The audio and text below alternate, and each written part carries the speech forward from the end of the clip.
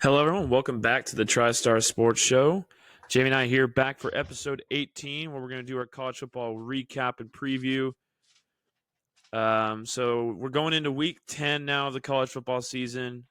Week 9 last week, Tennessee had a bye week, so they didn't obviously play. For the rest of the country, I would say Jamie was probably, from a viewer's perspective, probably a pretty boring week of college football as far as nothing too crazy happened. So Yeah, I agree. Nothing like there weren't any super exciting upsets. A lot of games kind of just went the way you thought they were going to go. I mean, just looking at the slate of games, I have it pulled back up right now. Uh, One of the bigger upsets of the week was probably A&M LSU. I don't know probably one of the much of what else there was. more exciting games in general was that game. Right. A&M won that one at home versus LSU at night. I don't remember what was the final score of that one. They won by a few touchdowns or a couple scores. Final score was 38-23. Yeah, and I think LSU at one point was up 17-7 in that game. I think is what it was, and then A&M switched their quarterback and scored like 4 straight possessions. I think is what it was. Yeah, I think that make sense. And Yeah. he was running the ball over the field. He was more athletic than Weigman, the other quarterback, and so he posed a little bit of a different threat. I think part of that was probably a little bit of scouting. I don't think LSU was probably anticipating him to play, Right. so they didn't really prepare for that necessarily, and it shows. You would think he wasn't even throwing the ball really all over the field. He had a couple good throws here or there. He had a deep shot that worked out well, but you would think you'd be able to adjust and be able to stop a basic read option or option play or QB design run. But Have you ever seen it before?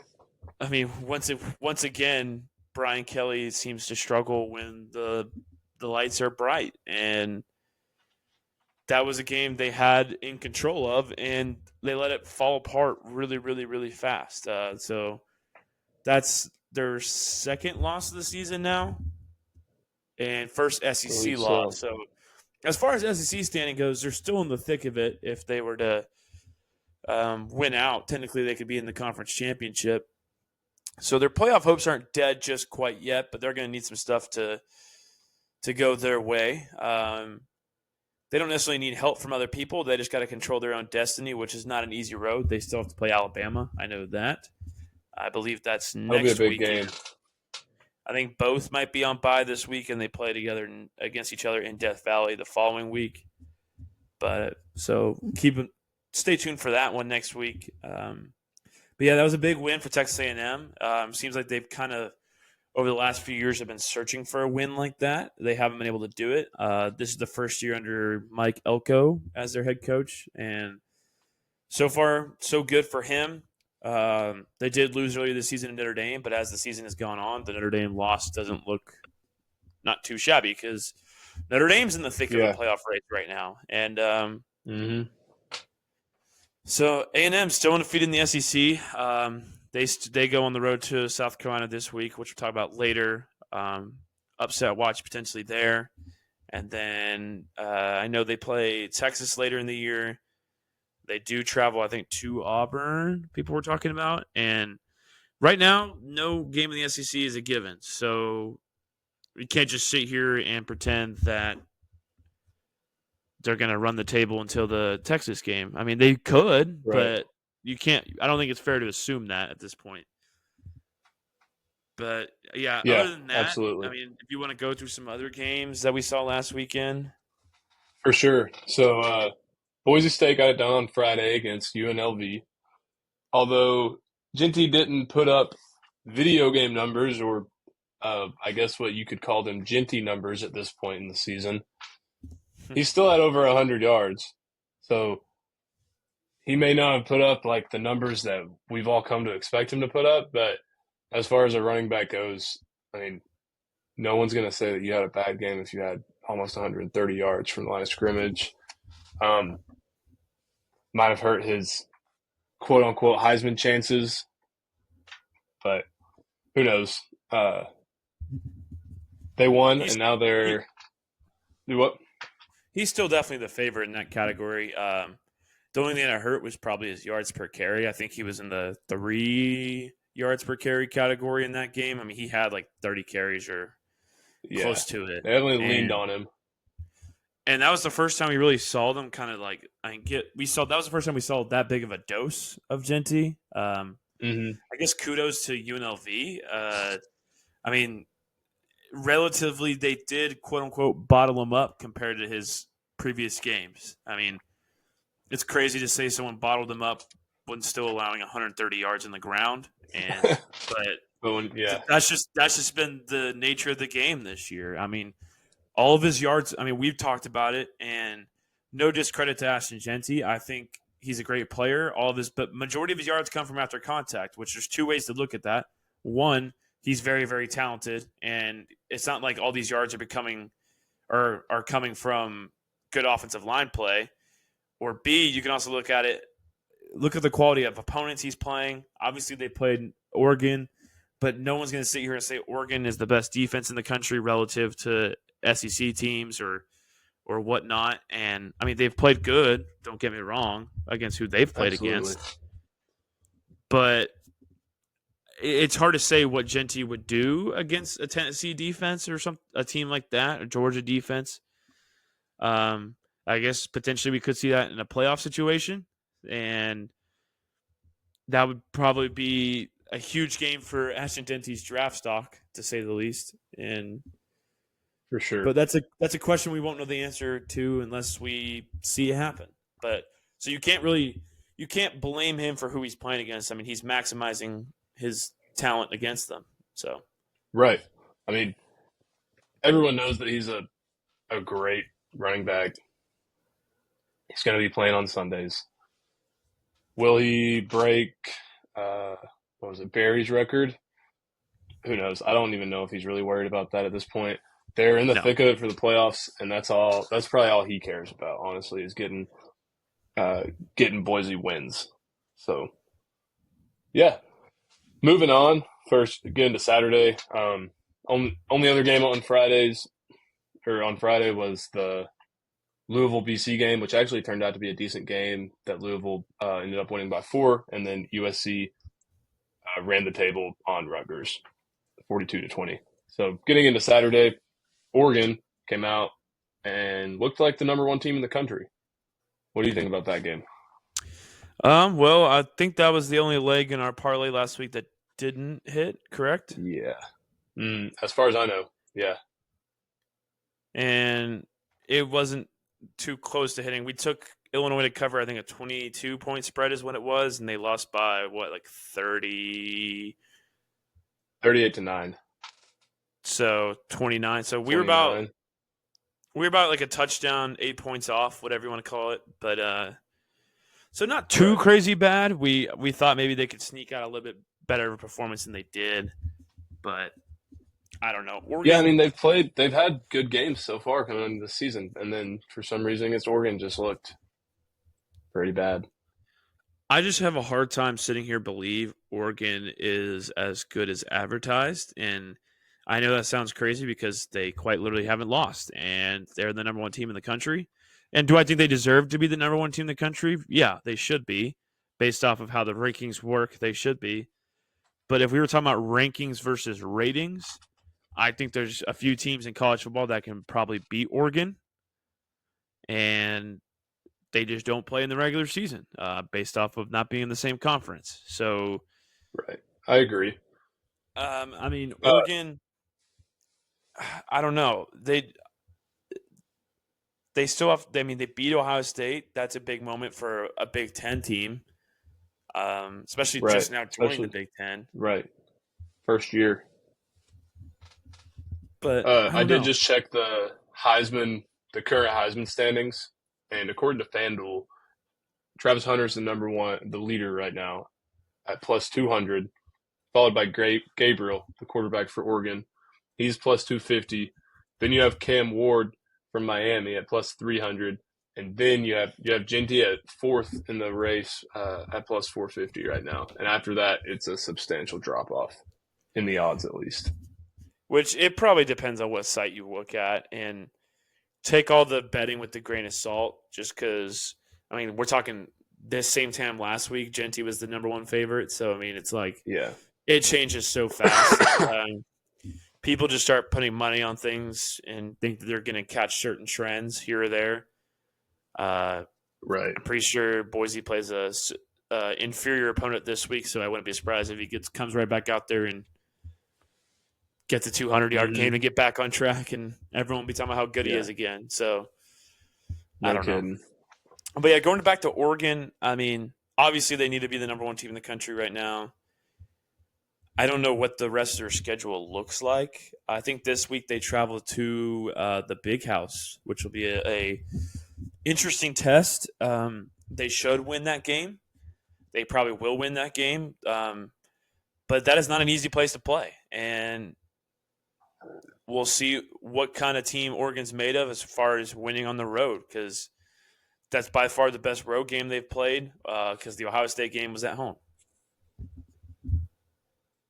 Yeah, so I just checked their schedule for the remainder of the season, and it kind of looks a little funny on the website with just the team's logos next to it, because the next 2 weeks they have two M teams where their logo is just like an M with Michigan and Maryland, and then they end the season with two W teams with Wisconsin and Washington. So I don't know. I just thought that was funny, but not the hardest end of. I mean, they don't have a ranked opponent to go. Illinois was their last ranked opponent in the year. So How many road games they got left, and who are they playing? Because Michigan and Wisconsin. So they got to go to the Big House and then jump around. Those are their only road games left. I mean, neither. I mean, they're better than both those teams. That's a very easy statement to make.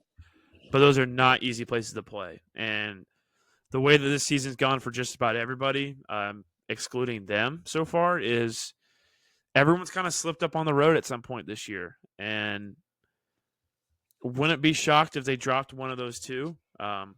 If not, they run the table.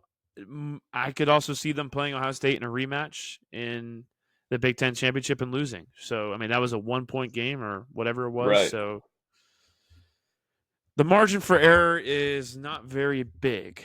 And I don't know. I mean, I don't want to sit here and hate on Oregon. I just think I don't know how they would do if they had to play Georgia and Texas and Tennessee and a gauntlet of an SEC schedule. Well, we might find out in the playoffs, and that's what I love. That's one thing I love about the 12-team playoff. Right, and that's why we've continued to see SEC teams dominate in those playoff scenarios, except minus a couple of years. I mean, last year with Michigan, which granted that Michigan team was built to basically beat an SEC team, is kind of how they put that team together, and they did. Yeah. And I don't know. We'll have to see. And the true official college football rankings come out next Tuesday, a week from today. Today they did like a little show about doing it based off the AP poll, kind of, and how that would look like. And they had Tennessee as the 8 seed playing at home versus Notre Dame, which that would be an old school matchup right there in Neyland. I think that'd be we don't get to play them very much, so I think that'd be a cool matchup to see. And the winner would actually be playing Oregon. So we can be careful what you wish for, I guess. But I don't know. I like our odds. I really do. But time will tell. Yeah, so do I. Yeah, time will tell. Absolutely. Just moving on down the slate, you have number 3 Penn State took care of business at Wisconsin this week, 128-13. I don't have too much to say about that game unless you have anything to add. The game was actually a little bit closer than the score says. It was a Really? tight game. I didn't watch it. And then I think Penn State pulled away late to make it look a little bit better. But I mean, once again, tough environment at Wisconsin. It was I believe it was a night game. I can't remember if it was a night game or it might have been a noon game, to be honest. I can't remember when I was watching it. Yeah. But I don't remember. I don't know. Penn State continues to win. Obviously, they have a big test this weekend, which we'll talk about in a little bit. But Absolutely. yeah, Getting in, speaking of their big test, Ohio State, Nebraska at Ohio State. I mean, a lot of people were saying we didn't know what we were talking about, and then exactly what we said would happen kind of happened. Game was close at halftime. Everyone turns it on, and then at the end, Ohio State pulls away and wins. they find some way to win at the end, which a win's a win at the end of the day. But there was a lot of people telling us that we were really dumb and shouldn't be talking about Ohio State. And they said it was ironic coming from Tennessee fans, which don't know what they mean by that because, like, why do they have anything against us? But I think whatever. they're just tired of hearing the "you don't play any SEC teams" narrative. Well, anytime they do, they lose. So, or at least any meaningful games. They've won Right. some bowl games against SEC teams that aren't playoff games, and SEC teams are resting or guys opt out or what, and then they'll win that and think that they won the championship. But whatever, Yeah, whatever. for sure. Whatever. Big game coming up this week. Number 5 Texas at number 20. I hate to say, like, I was excited for Vandy being ranked number 25 Vandy, and I wanted them to beat Texas. But now it's like, well, Texas has another ranked win on their resume, so looks better for them. But Vandy hung in there and made a very, very close game, closer than it should have been by any means. I mean, 27-24 against what a couple weeks ago people would tell you was the unanimously best team in the country. Hey, Vandy, I think, just isn't that bad. I know they have that Georgia State loss on their record, and they will for the rest of their season, but I just don't think they're that bad of a team. They kind of have been playing to the level of their opponents this year. I mean, I don't know what to take away from this game. If Vandy's actually still good, or if Texas isn't as good as we thought. Texas did not play great in this game. I think it's a fair thing to say. Absolutely. Quinn Ewers started out really rough with that interception, but then I forgot how many consecutive passes he had in a row completed after that. It was like 16 or something crazy like that.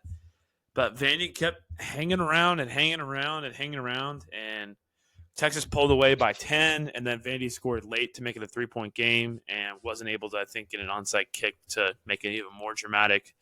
But I don't know. I mean, Texas is obviously good. Props to Vandy. They probably one of the top stories of the season that Absolutely. we'll remember from 2024. Just their win against Bama. I mean, they were really – I mean, if you really sit back and you think about it, they were really close from having a crazy good year. They were down to the wire on the road at Missouri early on in the season where – if they won that in overtime, who knows where they could be right now? If they just didn't flop against Georgia State, they would have a pretty good resume right now if those two things happened. Their only loss would be to Texas, I think. I think they have maybe one more loss somewhere in there. They have 3 losses. They lost to Georgia State, Missouri. Yeah, so if, like you were saying, if those two things went differently, only lost to Texas. If those things went your way, then your only loss would be 3 points to a Texas team. I mean, Vandy's probably talking about in the playoff race. That'd be. I mean, they're 10 points away from being undefeated. Yeah, that's a small margin, and right. Shout out to Clark Lee, their coach there. I think he's probably there for the long haul. He's a Vandy guy, true and true. So, I mean, I don't think he's going anywhere anytime soon. And I don't know. Probably going to lock him down for a while. Yeah, I mean, I want to say I'm excited to see where Vandy goes, but I also don't want to see where Vandy goes because the SEC does not need any more competitive teams, to say the least. It's a cool like little brother story, but at some point you got to be like, all right, pump the brakes.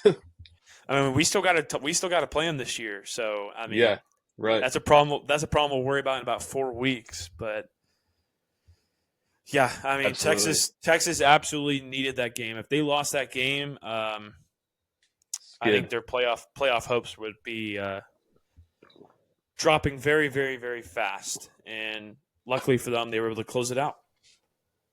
Yeah, for sure. In other news, Florida State still sucks. Uh, losing to Miami by 22. I got excited. That was on me. I should not have sat here and claimed that they were going to win. But after I saw the fan who said he was going to eat the dog poop and didn't, and then they lost all these games in a row, and he finally did eat it, I was convinced that the curse was gone and they were going to somehow win this game. Um, it was close for about 1 second into the game. That was about it. I think it was 14-7 at one point, and I don't think Miami ever looked back. So Anybody check Miami up on keeps him? Is he surviving. okay? Is Oh, that I guy he, alive? he's well now he just feels really dumb because he ate the dog poop and they still lost. So now you're just like, what was the point of all that? They're 1-7. They can't even make a bowl game if they wanted to at this point, and I can't tell you the last time Florida State's looked this bad. I'm sure it's been a very long time. Yeah. And Norvell's still the fourth highest paid coach in the country right now.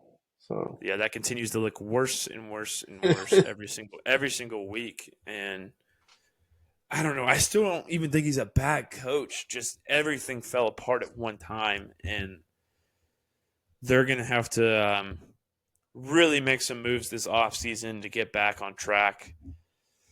And we'll have to see. I mean, 2 years ago he made a ton of offseason moves and they got him undefeated. So, right. but it's a little bit harder to do that now when you're not winning games. At least the year before they went undefeated, they were Yeah. decent. This this It's year hard to was get not people. good for recruiting. It's hard to get people to buy in. I mean, what are you going to show them exactly? I mean, it's looked really, really bad this season. Yeah. Miami They get, keeps Miami keeps what's your winning. selling point now? There isn't. I Miami does mean, keep winning. the only I selling don't point know. for Florida State is like your rich history. That's about all there is to it. Right. They've, I mean, they've had multiple championships. Obviously, The war chant. the war chant. I mean, there's just good tradition. It's a football school through and through. So, I mean, that's your selling point. That was the For selling sure. point for Tennessee for many, many years when we were struggling. That's all we really had Right. is you just threw 6 championship rings on the table and told players that they could be the person who brings that team back to national championship contenders. And that lasted 10, 15 years before it actually started to make sense. For It takes the sure. right coaching staff, and luckily for Tennessee, they found it. Florida State. I don't know if they did or not yet. Jury's still out, I guess. Yeah, too early to say. I mean, I'm Uh, sure they're not firing him until next season at least. I don't know how you can really blame all of this on him. I mean, I think they've tried every quarterback on their depth chart at this point. Yeah. But, anyways, you got after that you have already talked about LSU, A&M, BYU, at UCF. I don't want to speak for both of us, but I think I kind of overthought this game a little bit because I saw that UCF was favored at home against the number 11 BYU, and I immediately got flashbacks to a top 10 Michigan being underdogs on the road against an unranked Washington early in the season that we actually put in our parlay. And I was like, Vegas knows something. I don't know. I got like bad feelings about it. And BYU ended up saying, screw those feelings. We're going to come out here and win by two possessions. I So mean, they were they're the playing better really good right now. they Yeah, were the better team. Sometimes you have to just not overthink it. And why were they underdogs on the road? I don't really know why, to be honest. But no clue. I mean, the better team won, to say the least. Did we include him in our parlay last week? No, I don't think so. We did not. Okay. I'm looking at it right We now. We talked did about not. it though. Yeah, and I think you kind of talked me out of it a little bit just because I was like, Right? Yeah. if we're not fully both on board, then we I won't was put like, it in remember there. the But Michigan game, but I don't yeah, know. BYU was the clear better team, and those Mormons continue to play some ball. they're Definitely on looking pace like the for the best team in playoff the right Big now. 12 right So now. Yeah, yeah, yeah. definitely for sure. I mean, they can get a first round Um, bye. So right. I mean, that'd be cool. Moving forward though, number 12 Notre Dame at number 24 Navy, undefeated team goes down 51-14. Golly, yeah, they got humbled. That was the it's real first time quick. Navy, I think, has actually played anyone worth the crap, and I think Notre Dame, they knew they had no room to mess around in that game. And man, oh man, they got down and they got down fast, and Notre Dame just kept piling it on. Navy just kept turning the ball over. Navy's I not think built to come from behind.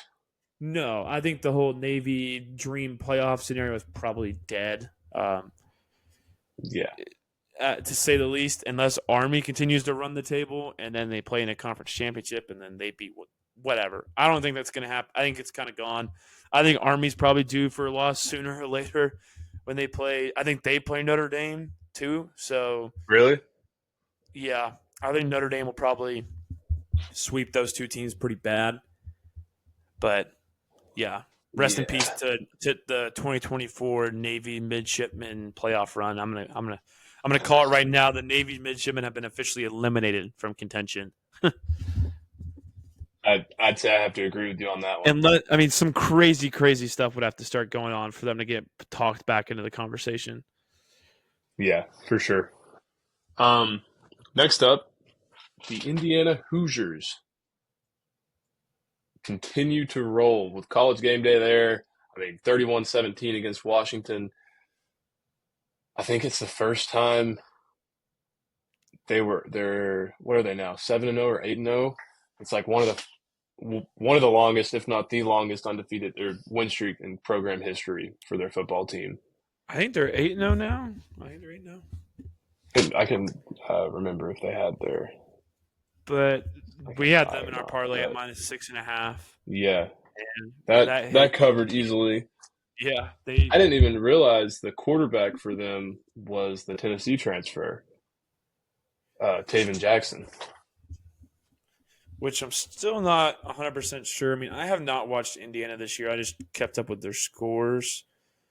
I don't know if because the way they were giving the storyline made it seem like that was the first time he was playing, but maybe it wasn't, and they were just because that was them on game day. So I Yeah, think they were trying to run more storylines. Which obviously, if you don't know, his brother also was a Indiana basketball star there for oh, years. he was a dog. I think he's on the Warriors now. Yeah, Yeah, that looks like it was his first game starting. He only has 23 completions on 37 attempts. I don't know if their other player got hurt or what the because I mean I can't Curtis imagine Rourke. benching your quarterback when you're 6-0, 7-0. Yeah, he has 15 touchdowns on the season, which isn't bad. Almost 2,000 yards. Um,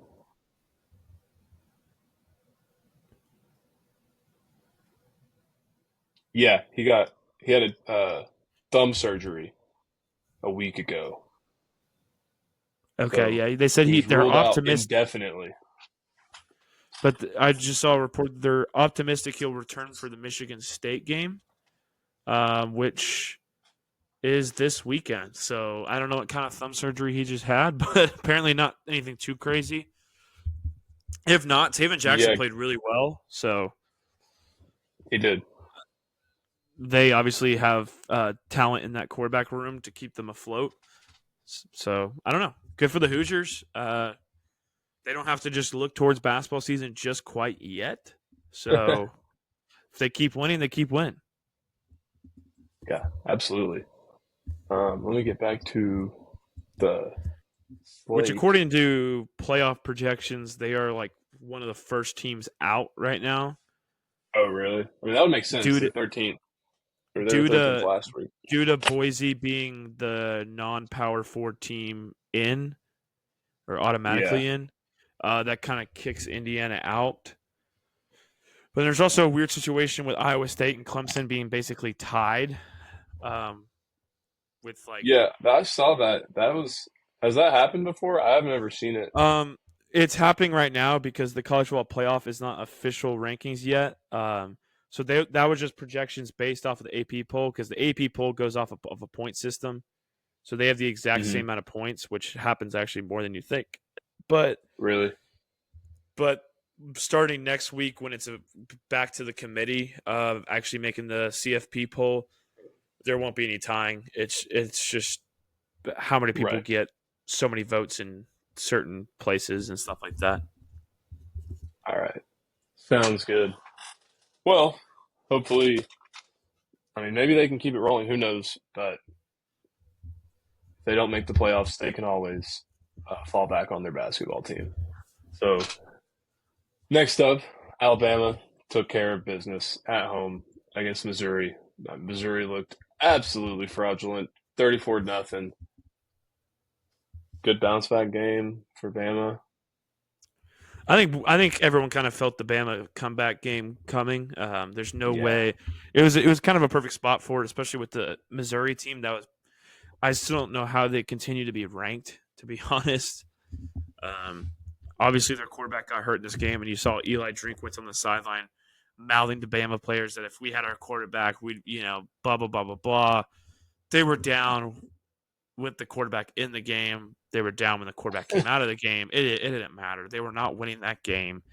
Eli Drinkwitz can stop with the tomfoolery that he has every single season at some point, and everyone makes fun of him because there's certain guys that are meant for SEC coaching, and there's certain people that are not. I'm not saying he doesn't know X's and O's. Obviously, he does. He's made Missouri pretty darn good over the last few years, or at least relevant. And but he people like him, people like Shane Beamer, people. I mean, they can't handle the pressure that this conference puts on them, and they just say some things where you're like, that's got to be so embarrassing as a fan base. I would be I mean I'd be so mad if a Tennessee coach did something like that. I'd be embarrassed too. I mean, some people just aren't built for it, and it just means more. So, A little too much for some people. right, exactly. So that'll bring us to just the last couple of ranked team games with ranked teams playing in them from last week. So you have Kansas at Kansas State. Kansas State just barely got this one done, 129-27 at home. I mean, sweaty, but I was unaware of the streak Kansas State is on in that rivalry. They just now oh, made it streak. 16 straight years. So Holy cow. yeah, Well, Kansas didn't probably didn't know want to that win on the was road anyways to break the streak. They probably want to win at home so they can storm the field. well. That's what they were.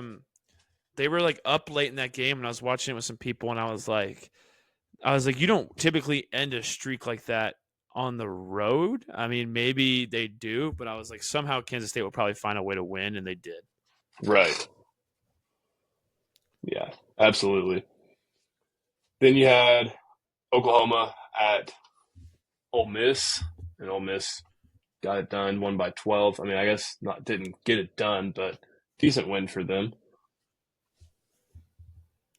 Oklahoma, I saw this And is they've had a for one, they've had a tough welcome to the SEC this year, and two, this is the first time they've lost three straight games by I think double digits, and since like the '90s, I really, think '98 might have been the last time. I think is what it was.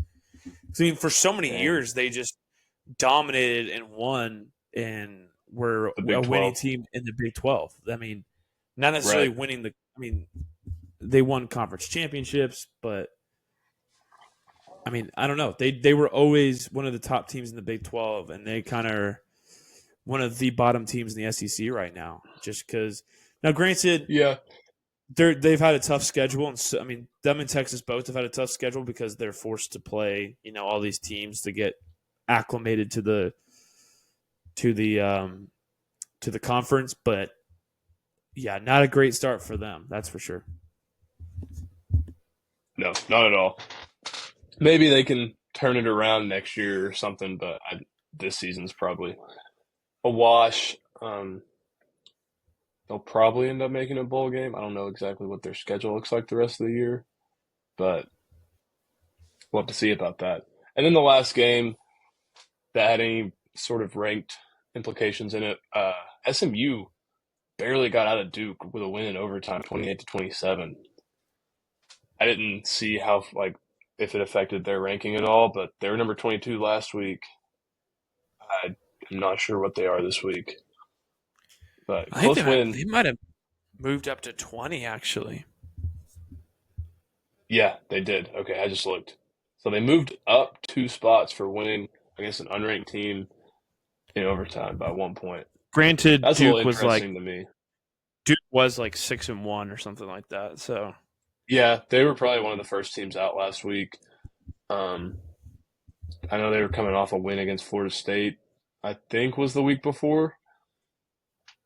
But, I mean, SMU, not a bad team at all, especially as far as the ACC is concerned. I'd say behind like Clemson and Miami, they're probably in that second tier of teams. I keep forgetting, but Pitt keeps winning games, and They do.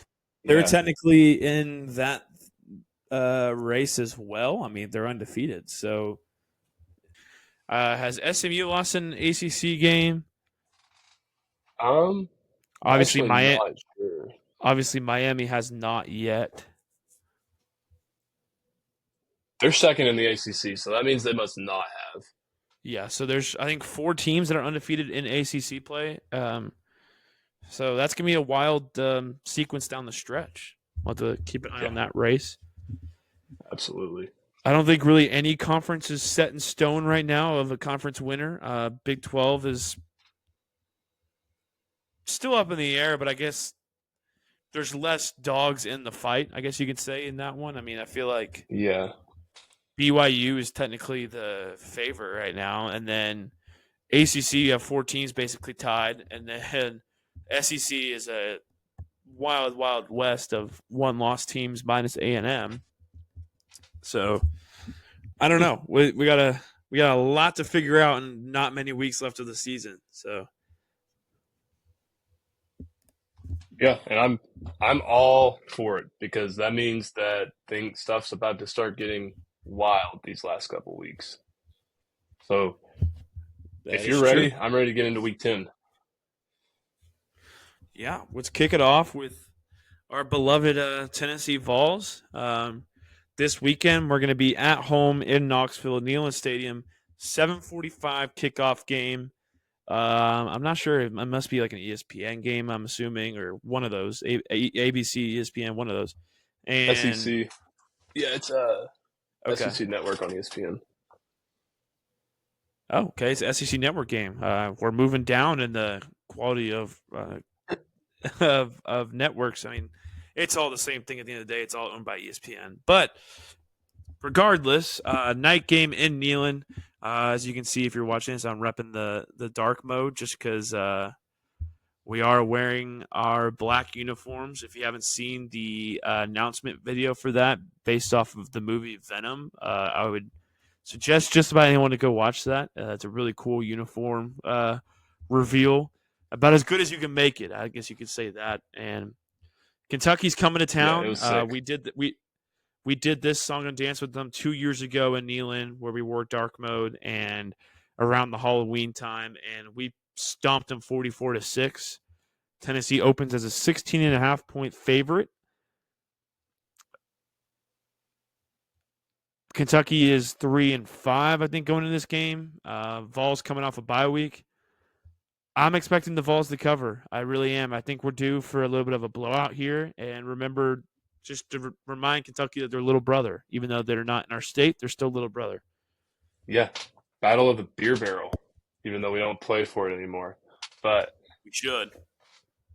we always will in here. Um, yeah, I think I agree with what you said about us being due for a blowout. It's time for Nico to kind of go out there and maybe pad the stats a little bit. I mean, realistically, will we probably just like run the ball and our defense will give up like 3 points or something? Probably.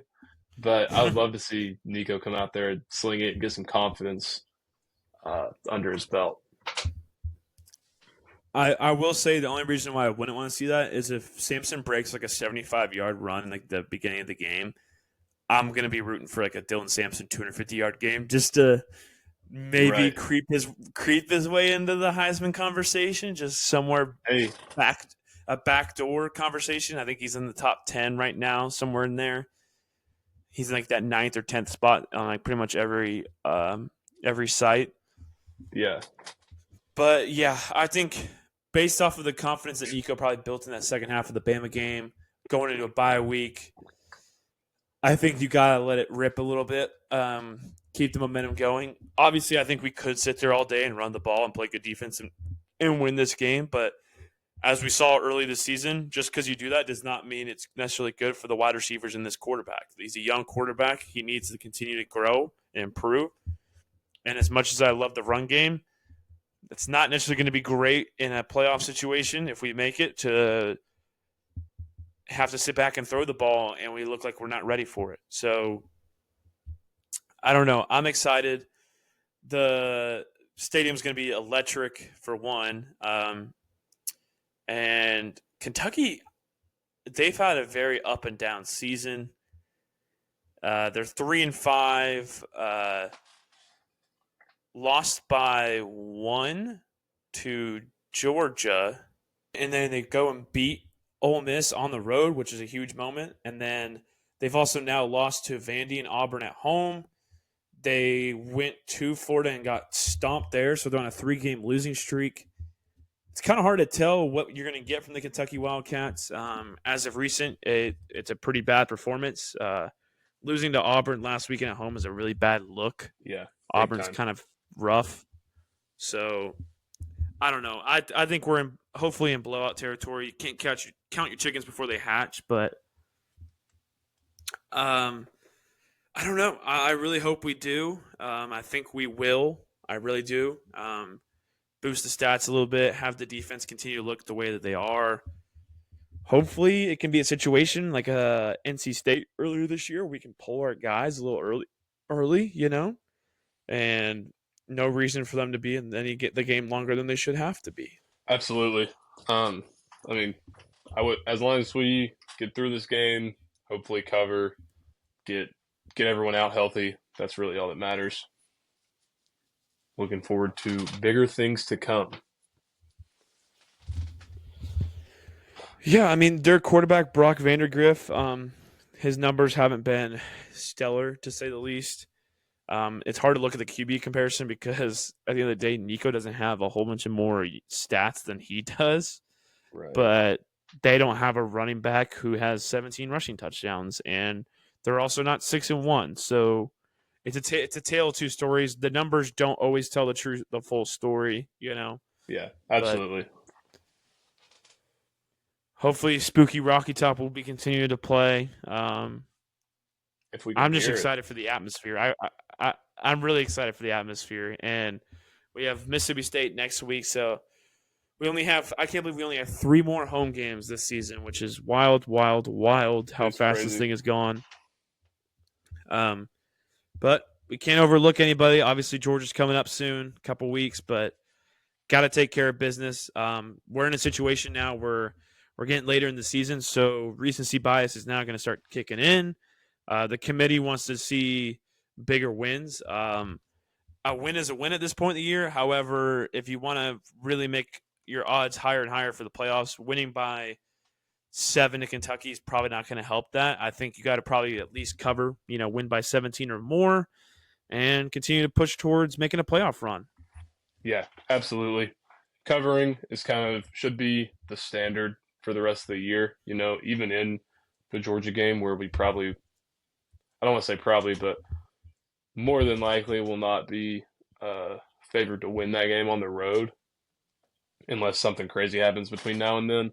I think covering in all of our games should guarantee us a playoff spot, which would probably mean going 3-1 in our last 4 games. So, and that would mean we also didn't get absolutely like blown out by Georgia. So I think that'll give us the best shot. But in these games, games like this, games like Mississippi State, especially games like UTEP and hopefully games like Vandy, we got to come out and like you don't want it to be like another Florida, which I know that Florida Tennessee is always going to be weird. They're always going to kind of have our number. It's always going to be a tough game. We don't need this game to be like that. We need to kind of make a statement here and in other games in the future. But Yeah, so let's get into the rest of week 10. let's do it. So starting off the day at 12 o'clock with College Game Day, and arguably the biggest game of the week as far as like playoff implications go. You got Ohio State at Penn State. So Ohio State has 1 loss. Penn State has, I'm not sure. They're undefeated. They're undefeated? Okay. So you have an undefeated team and a 1-loss team. Ohio State's, I guess, probably in a more desperate situation here. Like more of a must-win situation, but they've also won the last 7 straight against Penn State. So I think Ohio State probably wins and gives Penn State their first loss of the season. But what do you think? Well, I think this game is a coin flip, which is why I don't really want to bet on it, for one. This is one where we kind of talked about last week where these coin flips, it's sometimes better just to bet the over. And I think the over could be a potential play. We didn't include in our parlay, which we'll talk about later. But 45.5 is pretty low. I think Ohio State recently has kind of owned Penn State. And until proven otherwise, I'm going to have to probably ride with Ohio State to win this. But this would be a huge program moment for James Franklin and Penn State because it seems like they win all their other games and then lose to Ohio State, and then the season kind of declines after that. We talked about the last time they won. I think Saquon Barkley was in his last year there, which that was a big game in 2016, 2017. But I mean, it's not a Penn State wideout from what we're understanding, which I don't know why they're not doing it for this game. Probably got tired of maybe they're trying to switch whiteout games. Yeah, maybe they're trying to switch up the mojo a little bit, and I don't know. Penn State, like you said, it's not life or death if they win or lose this game, but they're pretty much a playoff lock if they win it. Oh, absolutely. I think it's safe to say. Mm-hmm. If they lose it, they're going to have to probably go win the Big Ten championship to make it, I guess. I don't know. There's just a lot of teams fighting for only 12 spots, and I guess you kind of have to treat every game like it's life or death at this point in the season. But you would want to sit here and believe that it shouldn't be for Penn State based off the fact that they're undefeated. But you would think that every loss, it's hard to say. Power 5 team. I mean, you'd think that most, if not every 1-loss Power 5 team will find their way into the 12-team playoffs. But there's a lot of them. There's so many right now, And we're in a confusing spot where so many people have beaten so many other people like head to head. Right. And then when you're looking at, these two teams, this guy beat this guy, but this guy beat the guy who beat them. It's not. There's a lot of that going on. Not very cut and dry this year, which I personally think is good for the sport and the. I mean, I like it, especially leading into these final games where I hit on earlier. It's probably going to really change some things up. You're going to get into these games like this one here where it's like one of these teams has to lose, and everything's going to sort stuff out in these next 4 weeks. So, yeah, I'm 100% here for these high-stake games, which will lead us into, I guess, what is a high stake game, but no, I mean, Miami, Duke at Miami. Miami should win this game. However, Duke's been playing good. I just don't see them having enough firepower to really beat Miami here. But I don't know. Miami's looked fraudulent at times, so anything could happen. This is the ABC game at noon, so who knows? Yeah, Duke lost a tough one last week to SMU. I think it could be close, to be honest. There's been moments that Miami's played in the ACC this year that have been very close.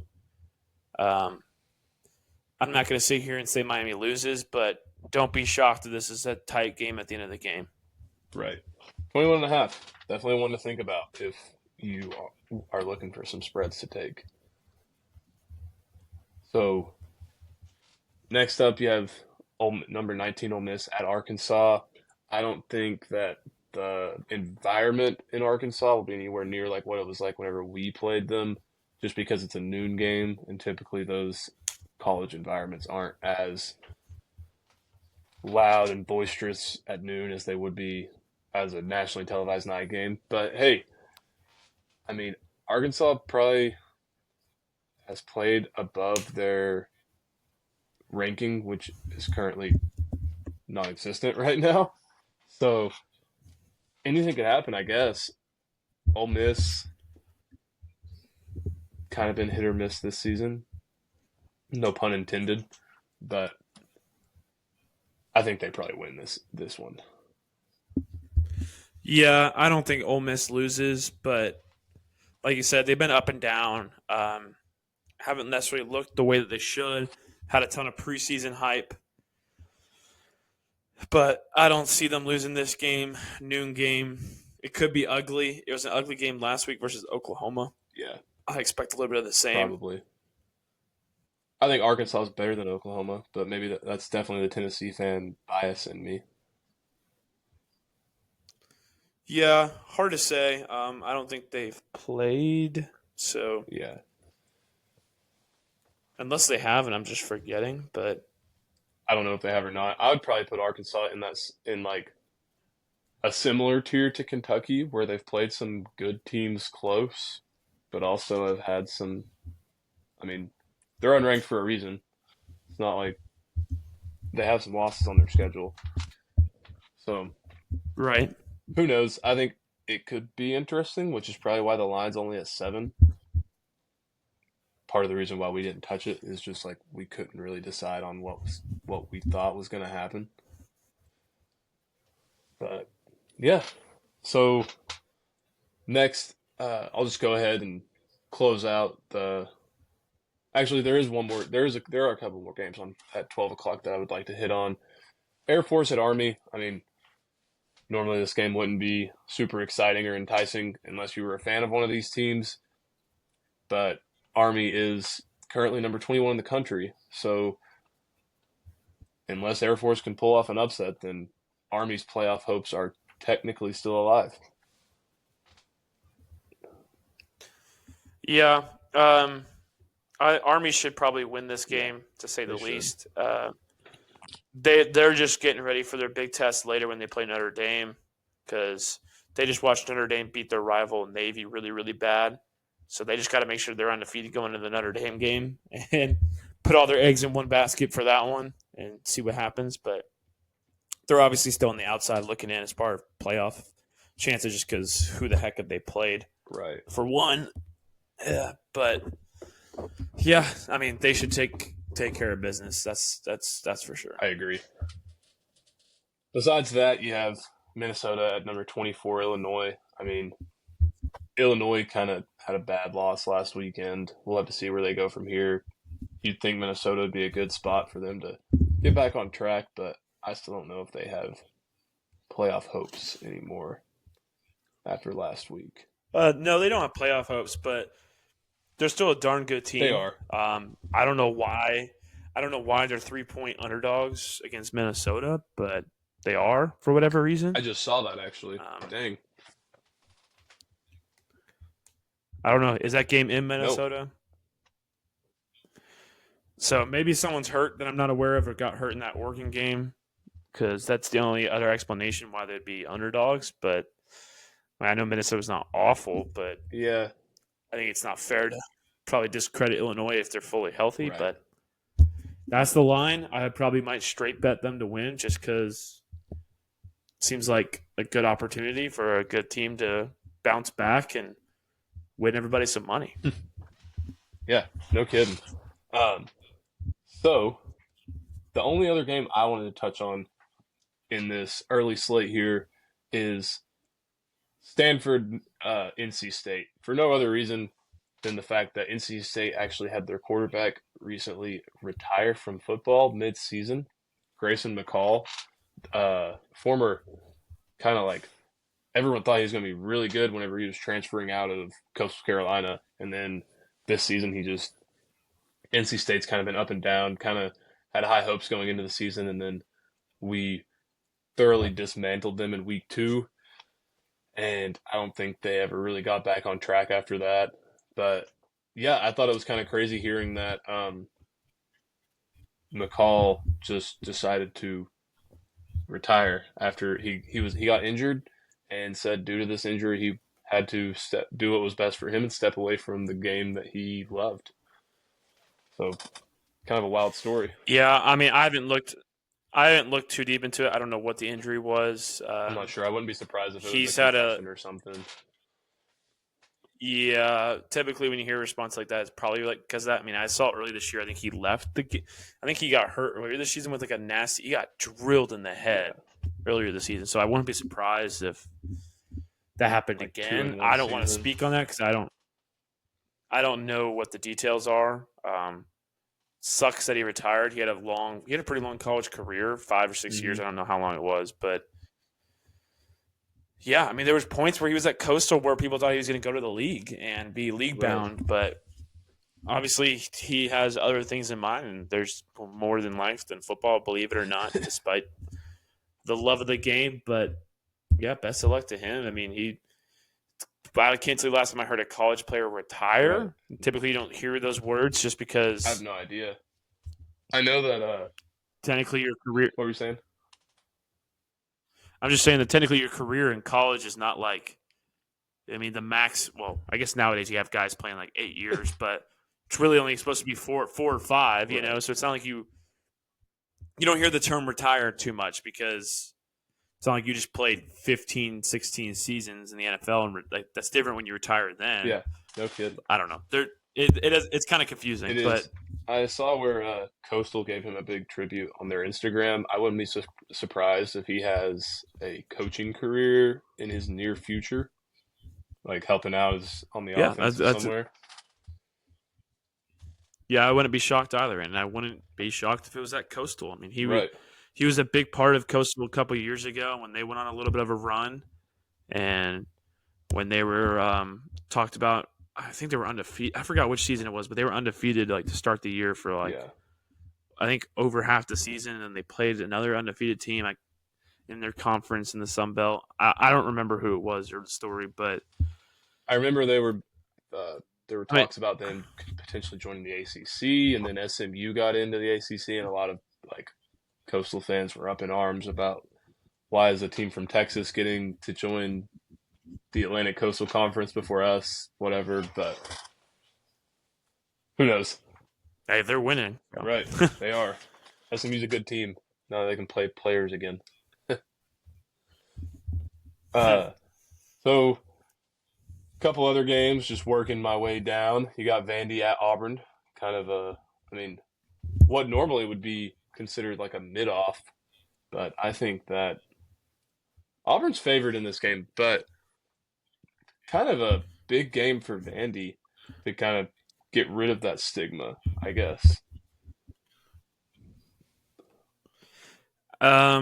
Yeah, I mean, Vandy's a touchdown dog on the road, and I think they very well get cover and potentially win. Right. But there's also the risk that you bet on that, and Vandy comes back crashing down to earth finally, and they lose to an Auburn team, which the Auburn team's just coming off a nice win on the road at Kentucky for whatever that's worth, Mm-hmm. you know. And this is kind of a spot to I don't know. see It's kind of too if they're going to continue to play to the level of their opponent, or are they going to actually elevate and be a better team?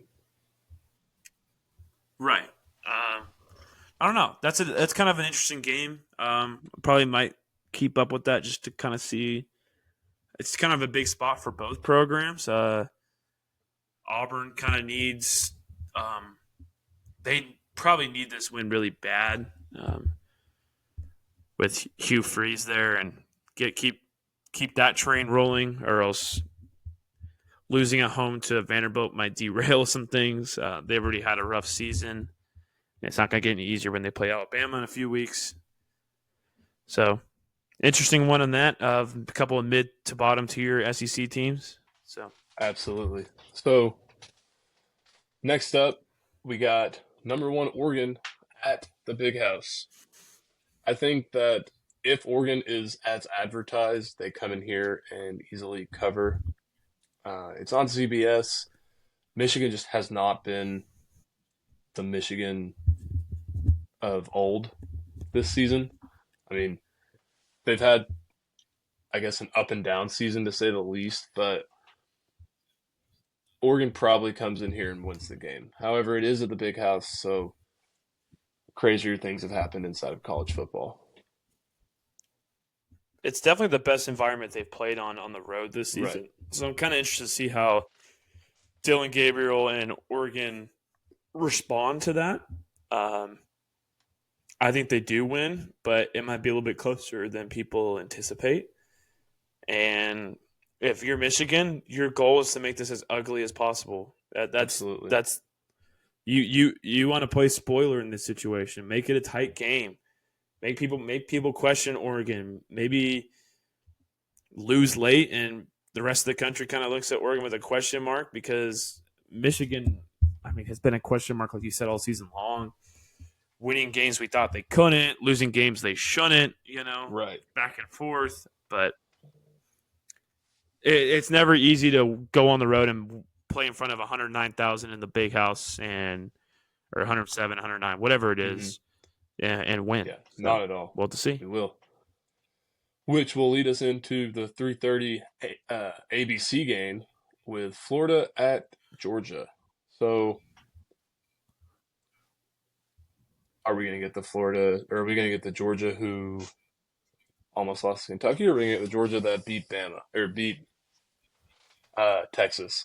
I think Georgia's probably just going to come out here and wax Florida. It seems like typically as the season goes on, Florida loses their edge for whatever reason. It's as like the past few years, Florida's been pretty decent to start the season and then kind of fall off late, which I wouldn't be surprised if Georgia won big this game.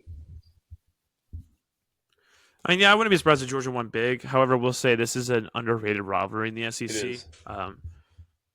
They play, I believe, in Jacksonville every single year, neutral Oh, site, it is. It is a neutral and site. I was wrong. and Florida, believe it or not, their trend typically is to get worse as the season goes on, but they've actually been playing a little bit better the last few weeks compared to the rest of the season. Played close with Tennessee. They throttled Kentucky, which is a good win for them. And then I think they might have been on bye week last week I think because so. I don't I think know a I lot of people watched are them high play. on Lagway. Yeah, I mean, it's a good opportunity for him to continue to grow and develop as a young quarterback. Who knows? Maybe they hang around a little bit with Georgia, but I think Georgia knows they don't have any more room for error this season, Right. especially since they know they're playing Tennessee in a couple of weeks. They can't lose a game that they shouldn't, or even probably play close. This the best chance for this to be close is probably at halftime. Yeah. I could see Georgia pulling away in the second half and As Tennessee, continue to as roll. Tennessee fans, I guess we want Georgia to kind of come out and win big so they can. I mean, we don't want them to be super hot or anything whenever we play them, but we also don't want them to lose and it could mess up what it looks like on our resume if we win or if we lose. So I don't know. I mean, I guess in a dream scenario, they probably win by like 10 or something Right. like that. Not a crazy. And if they continue to show, if Florida scores on them pretty consistently, that'd feel good Hmm. too. Because you've seen some teams actually score pretty easily on Georgia this year. I guess minus Texas. I mean, Bama did. Even Mississippi State put 31 on them. If you could see a 41-31 game like you saw against Mississippi State, that would actually give me a little more Me too. confidence going into that game in a couple weeks. But I don't know. Tough to say. I mean, Georgia obviously played the best game of their season last week versus Texas, or 2 weeks ago. I believe they were on bye also last week. I think they might have both been on bye. Georgia, I believe so. Yeah, because they beat Texas, and I didn't see them play last week, so they must have been on bye week. And we'll Yeah, see. we will. So, couple games would not. I mean, a couple of games right here that I don't want to spend too much time on, but you do have Texas Tech at number 11, Iowa State, and number 17, Kansas State at unranked Houston. I mean, I think the ranked team probably comes out victorious in both of these games. They're both favored by 13.5, depending on where you look. And yeah, I don't have too much else to say about those two teams. I mean, if you're Iowa State, you just can't slip up at this Right. point. You're still undefeated. Um, Big 12 is basically what feels like a 2 to 3 man race, mainly two between BYU and Iowa State right now. Kansas So, State kind of on the outside looking in from those two, probably. right. But one last game at 3:30 that I did want to touch on because we did bet on it is Indiana at Michigan State. So Indiana is currently 7.5 point favorites on the road, and I'm interested to see.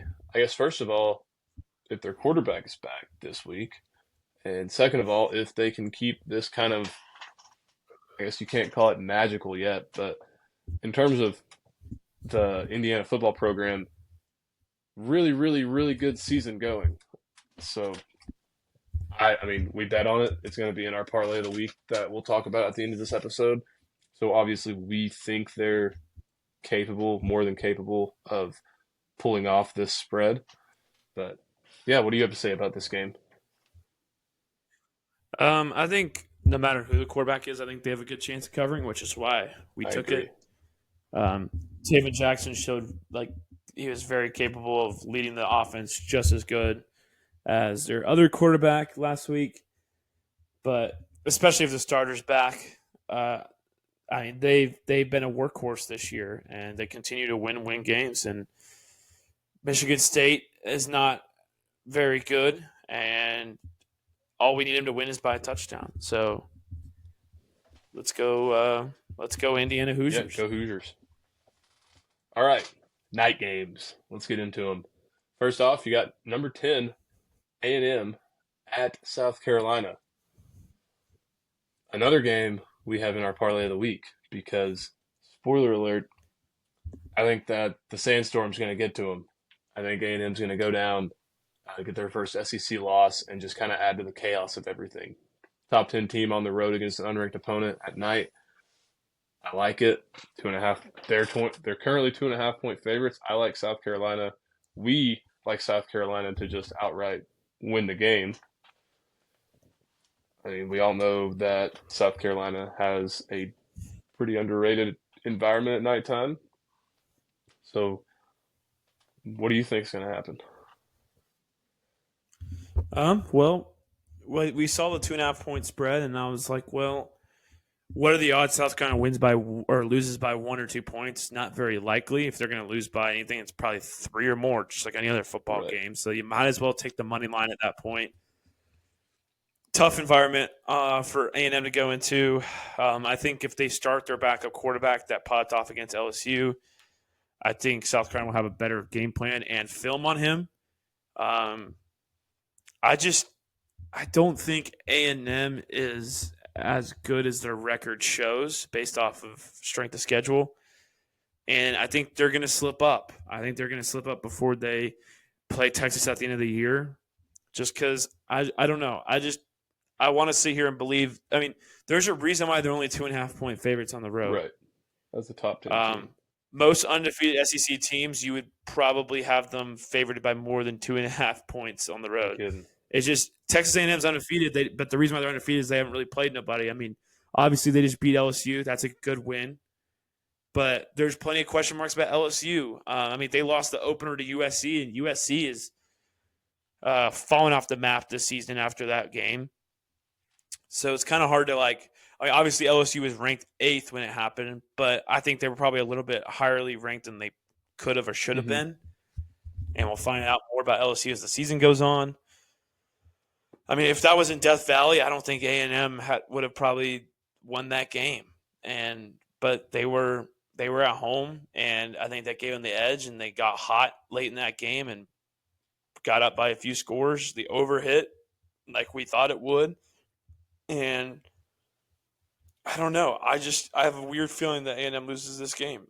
They have all the hype in the world right now around their name. It typically in years past when A&M has that, they come crashing and burning down, and I'm expecting the similar thing to happen. As am I. Alrighty. I mean, if you're going to look across the college football landscape of upsets this week, that's the biggest. Like that's the most obvious potential upset I think there is out there. I mean, obviously you can call Penn State, Ohio State, but I'm not going to really call that much of an upset. It's 3 versus 4. Right. So even if Penn State hasn't won in 7 years, it's still a closely ranked matchup. I think the unranked team gets it done against A&M whenever they don't have the midnight yell on their side this week. So next up, I'll let you kind of lead off with this one, but we actually have 2 South Carolina teams in our parlay of the week this week. So Louisville at Clemson. Clemson is a 10.5-point favorite. This was a pick I really liked. I'll probably end up taking it straight as well. I just think Clemson has been super solid this season. I mean, even against Georgia, they didn't look terrible at least in the first half in the season opener. But yeah, what do you have to say about this game? I still have mixed emotions on Clemson. They've covered a lot of spreads, obviously, this season. But to be honest, they haven't played the best of the ACC. They are not. I don't think they scheduled SMU. I don't think they scheduled Miami. So that's 2 tough games they haven't had to face, at least at this point in the season. So they got boat raced in the second half in the first game of the year against Georgia, kind of beaten up on mid-level competition since then. So I can't discredit them for it. I mean, they're not winning close. And I think they continue to do that with Louisville. Louisville was a kind of a spicy team going into this year. They've shown promise here or there. Played close with Miami a couple weeks ago, but I think Clemson covers that 10.5/11 point spread, whatever you want to call it.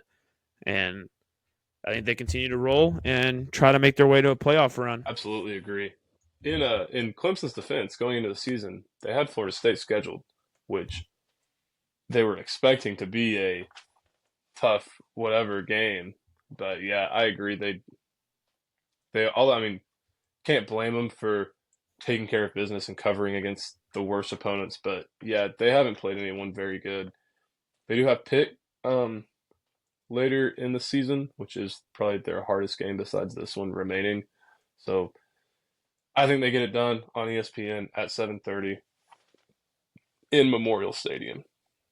So last game of the week that I want to touch on is the ACC Network game at 8 o'clock. You have number 18 Pitt at number 20 SMU. I mean, as far as the ACC is concerned, this has big, big, big implications for their conference. SMU is currently we're gonna kind of see. What's up? We're gonna see what Pitt's made of. Yeah, we are. SMU is currently second in the SEC, and Pitt is currently where?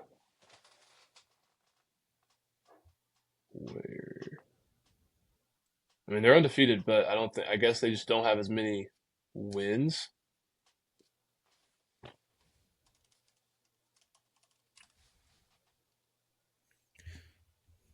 let's see. Yeah, so Pitt's fourth and SMU is tied for second. So we'll we'll have to see. This one, I mean, as far as like you probably have Clemson and Miami right here up at the top, and you're like, okay, those are the two best teams in the ACC. But SMU and Pitt are both still very much in that battle, being SMU being 7-1 and Pittsburgh being 7-0. So if either one of these teams wants to have a shot at the conference championship and therefore at the playoffs, they're going to need to come out and prove it this game. Yeah, should be a fun game. Night game, like you said, and I wouldn't be shocked to see a good amount of points in this Right. one. I could see a shootout. Absolutely. As could I. Well, I believe that wraps it up. If you want to go ahead and pull up the parlay of the week, just go over that one more time, and then we can get out of here and look forward to another great Saturday in college football. All right. Are you able to see my screen? All right. So at plus 1,400 odds is our parlay, 4-pick parlay. We need one of these 4 picks to go our way. We're normally like one leg off, and then the one week we've also done 3 we hit. So I don't know, but I have an interesting feeling. I think there's only one game. I guess it's a toss-up, and it's probably the first one, which is South Carolina pulling the upset at home versus A&M. They're 2.5-point underdogs, but we'd like them to pull an upset here. And then we have Tennessee at home, minus 16.5 against Kentucky, coming off a bye. It's time for them to blow somebody out again this season. And then we have Clemson continue to run the table with the spreads. It seems like this year, minus 11 at home versus Louisville. And then we have the Hoosiers to go on the road and win by 7.5 at Michigan State. Up in the air who's their starting quarterback this week, but we like the way Indiana has been playing, and Michigan State hasn't been playing as good, so we think the Hoosiers are going to get it done. And that is our Week 10 college football parlay of the week. Like I said, plus 1,400 odds. Tail us if you dare. And hopefully we come out victorious. Yes, sir. 3 favorites, 1 underdog. I like it.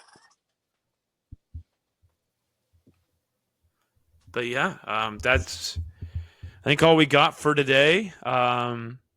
We covered all of Week 9, and we highlighted all the big games coming up in Week 10.